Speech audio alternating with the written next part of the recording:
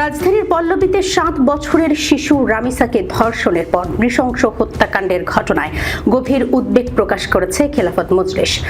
সংগঠনটির নেতৃবৃন্দ অবিলম্বে রামিসার হত্যাকারী সহ সব অপরাধীর দৃষ্টান্তমূলক শাস্তি নিশ্চিত করার দাবি জানিয়েছেন।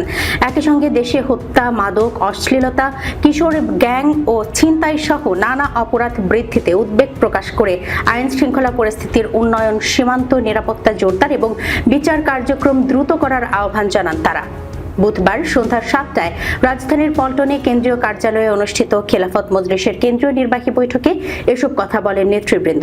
বৈঠকে সভাপতিত্ব করেন নায়েবে আমির মাওলানা আহমদ আলী কাশেমি এবং পরিচালনা করেন মহাসচিব ডক্টর আহমদ আব্দুল কাদের। বৈঠকে নেতৃবৃন্দ বলেন, বাংলাদেশে হত্যাকাণ্ড, মাদক, অশ্লীলতা, কিশোর গ্যাং ও ছিনতাইয়ের মতো অপরাধ দিন দিন বেড়েই চলেছে। গত 9 দিনে দেশে 5টি শিশু ধর্ষণ ও হত্যার ঘটনা ঘটেছে। রাজধানীর পল্লবীতে 7 বছরের শিশু রামিসাকে ধর্ষণের পর নৃশংসভাবে হত্যা করা হয়েছে।